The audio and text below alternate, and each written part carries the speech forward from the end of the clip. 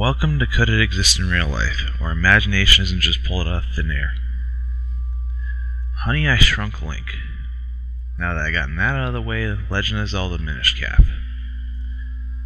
This was a very weird game by Zelda standards. However, like most Zelda games, it has some uniqueness to it. It introduced us to a new race called the Bikori,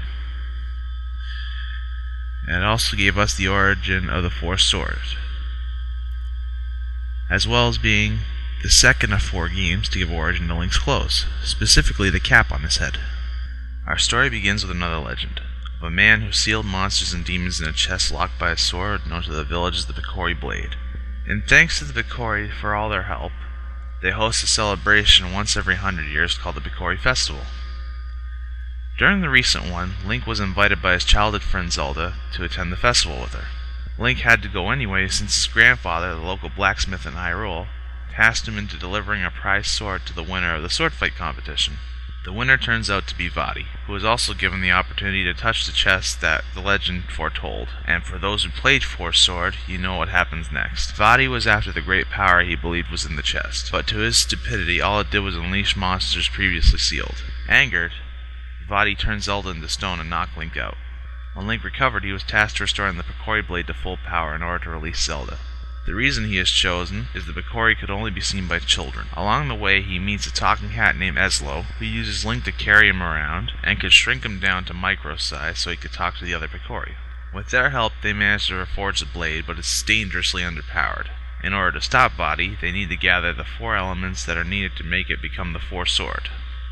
Now for the fun part. Could it exist in real life? The first item is the Gust Jar. What it does is suck up cobwebs that get in the way of doors and other passageways. It also doubles as an air cannon that can propel Link across the water on a lily pad raft. Could this exist? Yes, as it's just a vacuum. In fact, most vacuums have a blow feature that clears away the dust so you can send it outdoors, though I would advise not to use it as a raft propeller. The next item is the Mole Mitts. Link uses these to dig for items. Could this exist? Yes and no. Though they haven't been invented, it is based off said animal digging holes through their claws. I personally would like to see someone make one of these. Last but not least, we have the Jabber Nut. This nut is so Link can understand and communicate with the Bikori in their language. Could this exist? Yes and no. It is impossible to learn a language instantly by eating a magic food.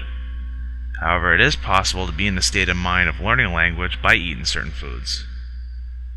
By eating a certain food, the brain enters a state of theta, or the state between awake and asleep. In the result of that state, your subconsciousness could be receptive to learning things. In Link's case, he was in the state of theta, and he learned the language by hearing them speak it.